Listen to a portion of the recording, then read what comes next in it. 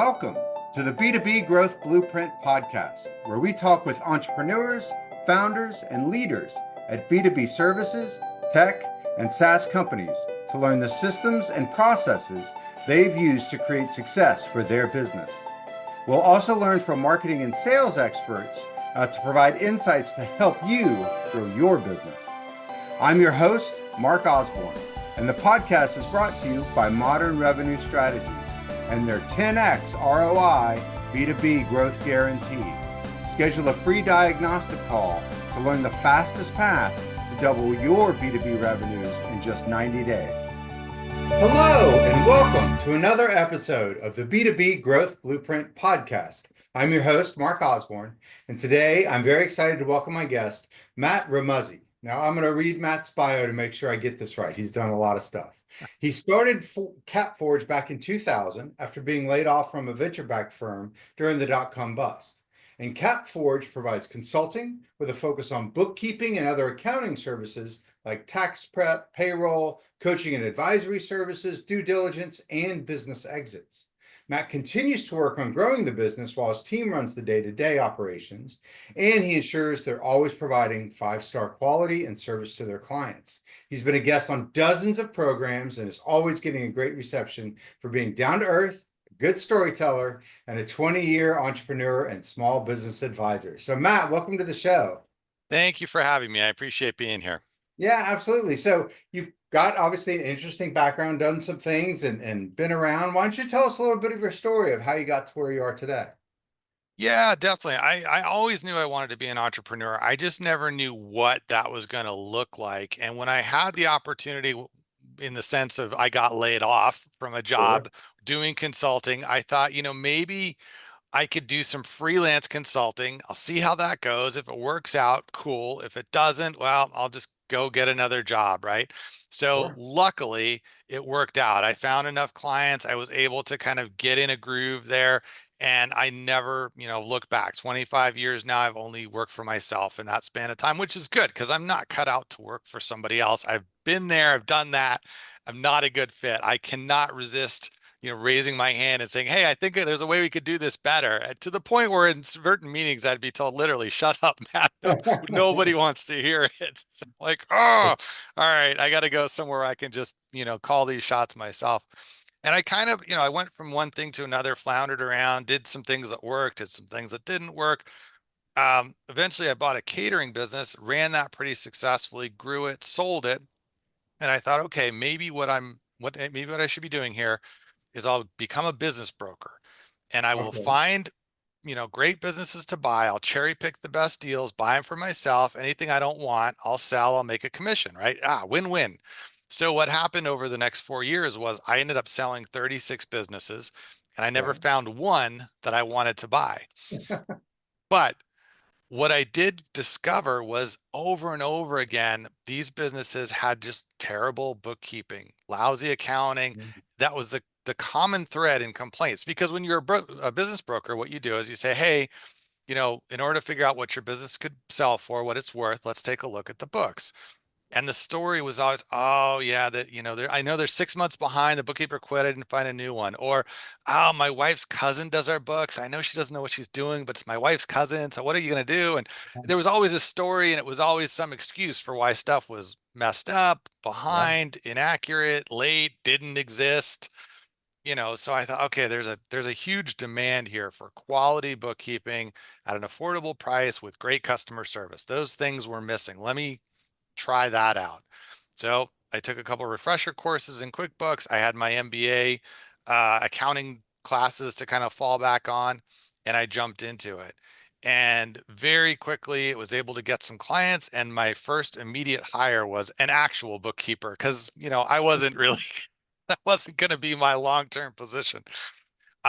So I was good at going out and talking to clients who are small business owners because I'd been doing that basically the last 12 years in different capacities, and kind of understanding their needs, their pain points around accounting, and then handing the work off, managing those projects, getting the work back to those clients, providing great service, friendly, plain English sort of consultations, which is another thing that was sorely lacking. And, over the next 12 years, they built the business to, now we're almost 100 employees, clients in all 50 states, heading towards 8 figures in revenue. So, it's worked out. The thesis that the world needed better small business bookkeeping proved to be true. So glad to see that. But also, it's been as much fun for me in figuring out how to design a business that could scale to this size as it Uh-huh. has been actually delivering the service. And that's been as much of a challenge and as much of the fun as, actually being involved in this. And so I think, that's something hopefully that we've got some ideas to share around today for the topic of the podcast. Yeah, absolutely. So you actually raised up something that's really interesting. Having been a business broker, one of the things that I hear consistently is that, one of the best ways to improve the value of your business as an asset, as a resellable asset, is by documenting systems. Because if it kind of all lives between your ears, it's really hard for an external person to kind of validate, that it's really there and that they could have success with it, that it's not just dependent on either the charisma or the brilliance of the current person running the business. And we talk a lot about building systems related to, marketing, sales, and customer success.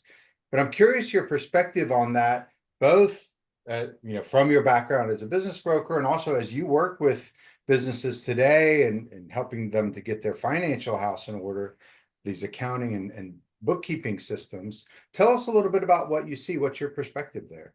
Yeah, that's a great question. And I think it's something that is drastically overlooked by the majority of sellers and even business brokers. But the example I usually use, or the kind of the way I explain it to sellers, is imagine this scenario, right? You're walking into something brand new and you're already nervous and you're not sure if you can do it. You're not sure how it's going to go. You're putting a lot of financial resources, your own personal signature guarantee on this. There's two ways you could walk into it. One, you walk into the owner's office, and what you see is a desk stacked to the ceiling with papers, papers on the chairs, file folders all over the place, calendar from 3 months ago with scribbles all over the place, the phone's ringing off the hook. The email, there's 400 unread emails. And he goes, no, no, come in. It's easy. You can take this over. You can run this. And you're Right. looking at it going, oh my God, this is a nightmare. Versus you walk into the same office, the desk is pristine, there's a folder with colored tabs, everything is lined up, neat, clear, it's very organized. And he goes, okay, let me show you. This is what you do on a Monday morning. And you open to the Monday page, and there's the tasks, and this is all you have to do. And here's the numbers you need, and here's exactly. You go, oh, I could do that. I could see Right. myself sitting at this desk and running this business because it makes sense. It's organized. There's an order of operations. There's a way to do everything. The mindset in the buyer between those two scenarios is obviously night and day, but it never crosses the seller's mind if they're scenario one, because that's just how they live. Like, oh, normally Right. stuff is on fire around here. That's just how we do it. Always every Monday, buy a new fire extinguisher because that's how the week's going to go.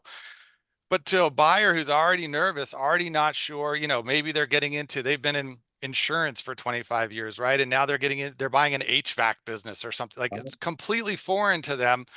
And then they look around and go, how the heck, I don't even know. Like, this guy doesn't know what he's doing. How is he going to show me how to run this thing, how to take it over successfully? This looks like a nightmare. And even if everything else on paper, on the financials looks good, the buyer's going to, you know what?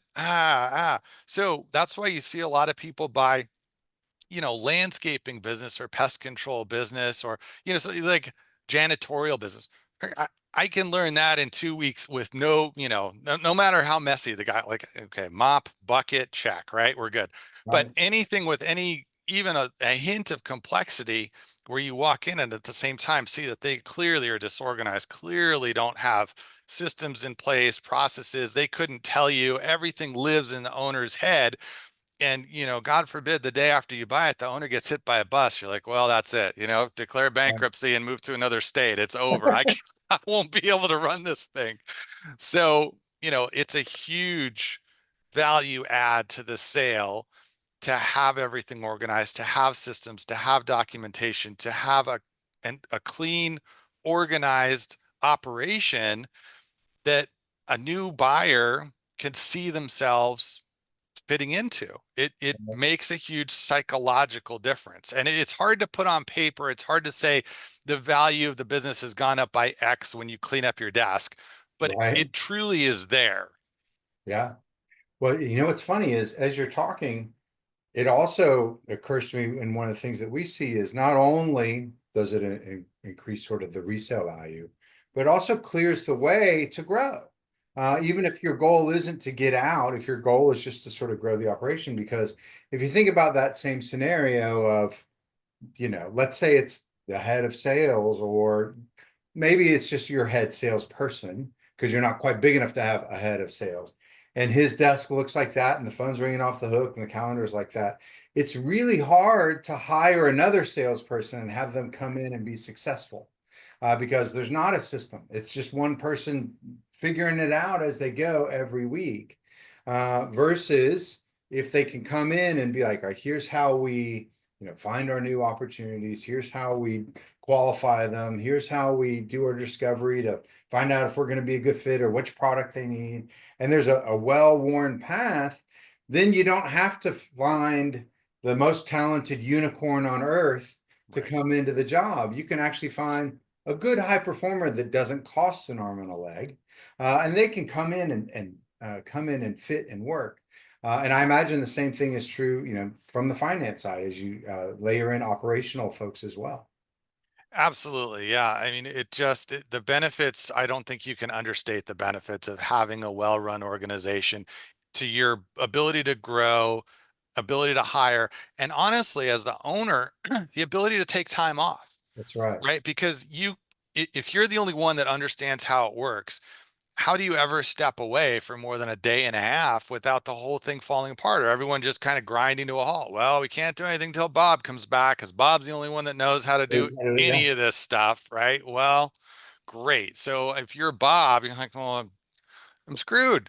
I mean, literally, some of the people that I would talk to about selling their business would say, the main reason I want to sell is I haven't had a day off in 5 years. Right. I'm like, well, just imagine how that sounds to the new buyer, right? Right. Right. Who's going to buy that? Who wants that? Like you've never taken it. No, no, like I have to be here every day. And a lot of it is just self-inflicted. They won't delegate. They don't understand how to delegate, or they've tried. Oh, I tried to give somebody a job once, but it didn't work out. They messed up. So it'll never work. Oh, employees are terrible. Right. Maybe look in the mirror, right? That sounds like a you problem. That's not a world problem. So yeah, it's Yeah. there's many reasons to systematize and build processes in your business, not the least of which is being able to sell it for a higher value down the road. Yeah, we have a phrase around here that systems set you free, because once you've got a system, not only could someone else follow it, so you could go on vacation, but also it also kind of sets you free from your worst self. Yeah. The day we're almost at the Super Bowl here, the day after the Super Bowl is the most called in sick day of the year. Now, it happens to coincide with flu season. I think that Sure, there also sure. might be some brown bottle flu associated with that as well. But if you think about, those days that you show up and maybe you're not at 100%, a system keeps you at 100%. It ensures that you do all of those best things. It doesn't sort of lock you down. It really sets you free. And I know that you do a lot of, this sort of systematizing as you help companies from a accounting and finance perspective. I'm curious though, you know, and you and I were chatting about this before, that a lot of people are like, oh yeah, I got a system.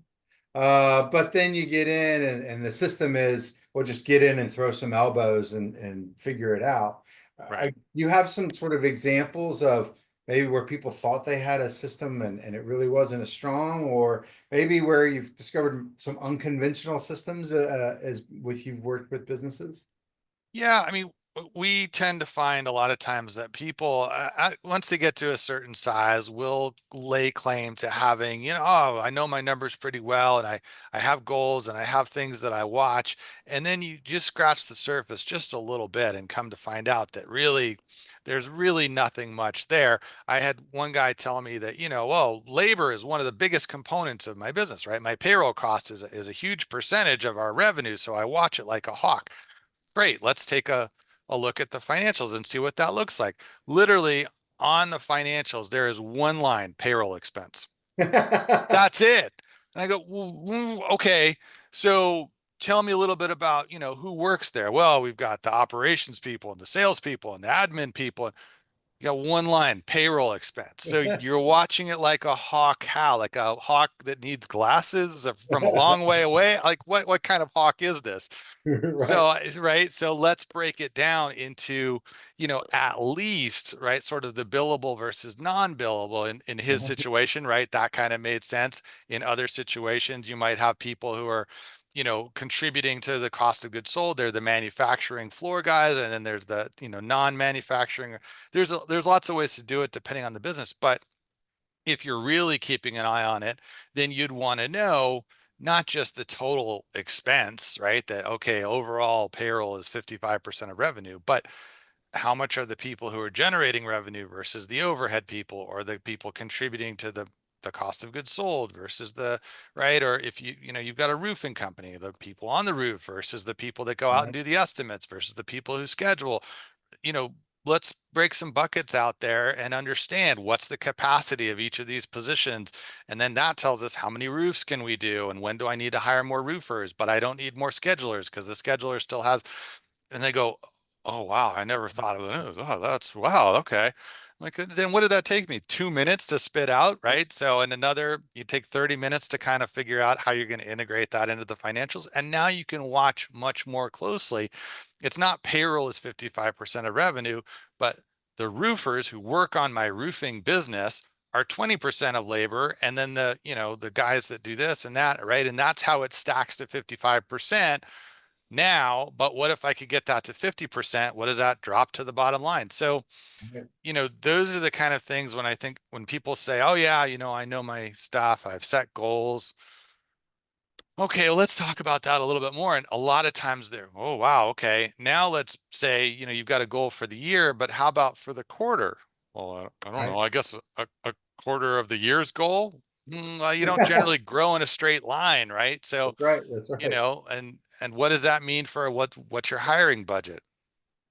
Well, Yeah. I don't know. And then they come to me. Can I afford to hire somebody?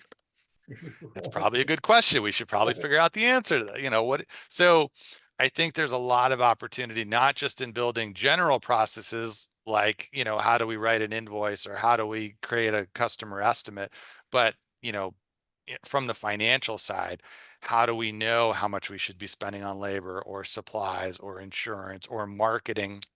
What's the value of a customer? What's the value of a lead? How many leads does it take to get one customer? Those are all good numbers to know. And the more you're conversant in that, I think the easier it is to then spot problems early. We need about 10 leads a month just to stay even. This month we've only gotten 6. Well, that explains a lot. That's why cash flow is getting tighter and da, da, da. So how do we, what's different? How do we get back to 10 leads? And then if 10 leads is worth so many sales, well, how do we get 15 leads? And then what do we need to flow through to that? None of this is hard or secret or anything. It's just you either put the time in, and it's not a ton of time, but put the time in to do it and figure it out and then track it, or assign other people to be responsible for different sections of it. Or you're kind of winging it, which a lot of people can be successful winging it. But then when something goes wrong or they hit a ceiling, they don't understand. Like, well, I don't know. I don't know what's different. I don't know why I can't break through. I don't know why we can't get past this. I don't know why, even though it feels like we're bigger, I'm taking less home. There's answers to all those things. It just takes a little bit more effort to get the data out in a way that's useful. Yeah. Well, and you create such a scenario of there's so many folks that are just sort of pulling their hair out, not knowing what's happening, and the time that they spend stressing about not knowing what's happening, or kind of running around trying to figure it out. If they took that time to sort of build the systems that allow them to do some forecasting, not only would they not have this, sort of time suck of trying to figure it out the next month or the next, time that it happens. But then they also get the peace of mind of knowing I'm confident I'm going to hit my revenue forecast because I know that for every 10 leads I talk to, on average, one of them turns into a proposal, and that proposal on average is about this size. And I close, three out of, every four that I present, and I've got enough leads in the pipeline. So I'm probably going to hit that forecasted revenue, which means I can hire that new person, or I can at least make payroll, or whatever that scenario might be. But really having that system that's got feedback loops in it, not only just well, here's a process of how you do something, but actually a system for generating an outcome. And we also see too that once that system gets sort of out and documented, it creates the opportunity for a lot more collaboration. Just as you said, if you walk into someone's office and paper stacked everywhere, only Bob knows how to do it. Only Bob can improve things. Whereas if Bob's got it all written down, he's like, this is my best idea on what to do. Well, then Sally, Jim, and Joe can all come in and be like, what if you did X? And the whole thing gets better and it improves across the board. Absolutely. Or you say, Sally, Jim, and Joe, right? You're each responsible for getting to 10 on this, on this metric, right? For this month. Great. Now each person has ownership, and Sally and Jim got 11 and 12, and Joe only got 4. And you're like, all right, well, it's clearly it's not, just we didn't get enough leads. Joe fell short on this. So how do we help train him, or, what happened there? And on you go. But it's amazing to me. So often I'll have a conversation with a client and they go, man, sales are really down. I'm like, well, how many leads came in this month versus the month when sales were good? Well, I'm not sure. Well, I mean, so I feel bad for you that sales are down, but I also feel like you're not, what are you doing to fix it? What are you doing to You're not track it? really What are you serious doing to, about it. to understand what happened? Maybe that 3 months ago was an anomalously big month and this is normal, or maybe this is down, but well, where did the leads come from? Here and there. Okay, well, I mean, so where are you going to deploy more effort in Right. lead Either here or generation? there. Right. Yeah. I don't know. I mean, I was going to call it, like, I was going to call an agency and spend 10 grand with them. Right. Yeah. Okay. Does it? Oh. So obviously both of us are, advocates and believers in systems, but I want to play a little bit of devil's advocate and tee you up here. I'm sure you have the sensation from folks that you work with where they're like, oh, I can't afford the time to document all of these things, or it's too much overhead. It's going to turn it into too much of a hassle. What do you say to folks that sort of have that mindset and or sort of confront you with that pushback? Yeah, I mean, and one of the other things I hear all the time along the same lines is, oh, well, I'm not really a numbers person, as if I was going to ask them to do trigonometry or something. Well, what's the square root of the cosine? Well, you can't tell me that off the top of your head. No, this is 10 bigger or smaller than 12? Because last Right. month you had 10 leads and this month you have 12, right? So a lot of it's just counting and then comparing. Is this bigger? Or is that bigger? So no, you don't have to be a numbers person. If you got past second grade, you've got all the math you're going to need for this.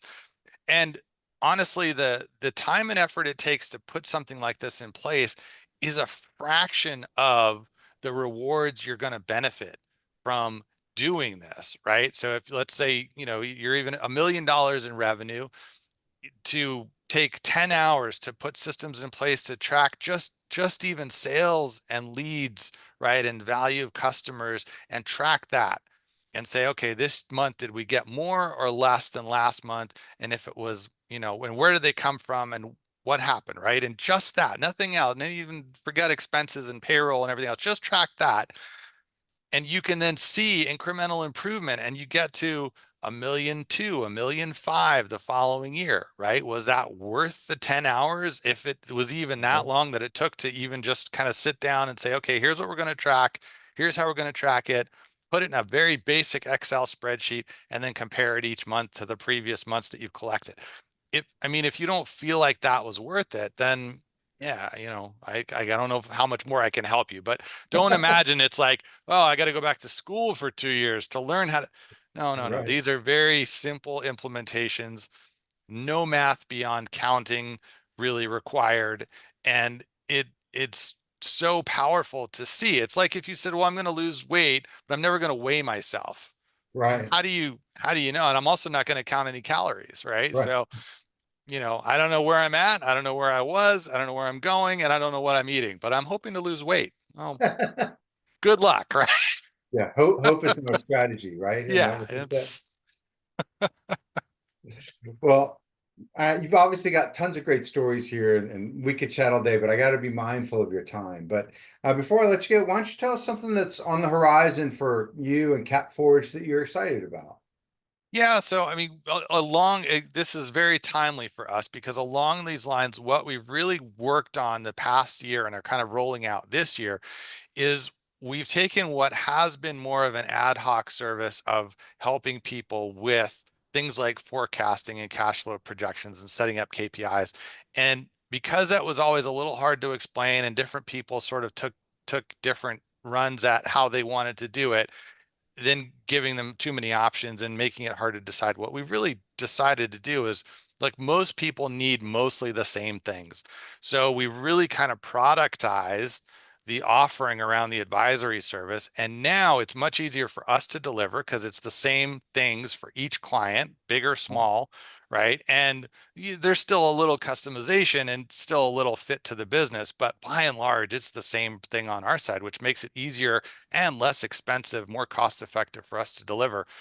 And so now we're really kind of rolling it out to a lot of our clients because honestly, every single client could use it to some extent. Most of them are not doing it or not doing it nearly to the level they could be. So what I'm Great. excited about this year is being able to really offer exactly what we've been talking about to the vast majority of our clients, big and small, and various levels of growth and size and everything else, so that they can have this system more of a plug and play than sort of a bespoke, let's build it for you setup, and really start to see the value. And then my hope is, as at least some of them see, oh wow, this is really helpful, they'll want to dig in more, and then we can do more and build more. But even if they just do it at this base level, like, they're going to be 10 times better off than if they did the old seat of the pants method, which is sort of the default that Sure. everyone goes with. So for 2025, I'm excited to be able to roll out this exactly kind of what we've been talking about, advisory level service for, as many clients as want to take us up on it at a very, cost effective price point for their size of business, to really help them see that the value of adding that. That's fantastic. So for our audience that's listening and they're like, yeah, I have been running this by the seat of my pants, and I really would benefit from having some of these systems in place. Sounds like Cat4 just put something together that might be a fit for me. How should they get in touch with you? What's the best way to engage, Matt? Honestly, the best thing to do is check out the website, capforge.com. It's got a ton of info on our services, pricing, and all that. And then from there, whether you prefer phone call, email, the contact form, you can also find us on LinkedIn and all those places too. But start at the website, figure out if it seems like a fit from there, or just go ahead and, schedule a consult. The consult's always free, and see if we can be of service. And I have a feeling if you're running a business, we probably can. Awesome. Well, Matt, thank you so much for taking the time to join us today. I really enjoyed our conversation. No, I appreciate your having me. Thank you. All right, talk to you more soon. All right, bye. Thank you for joining this episode of the B2B Growth Blueprint Podcast. We hope you've gained insights to grow your business. If you enjoyed this discussion, please rate, comment, like on your favorite platform, and share to others who will find it useful. Do you know a CEO, founder, or leader at an early stage B2B services, tech, or SaaS company who would like to be a guest and share their story? Send us a note. Let's schedule a conversation.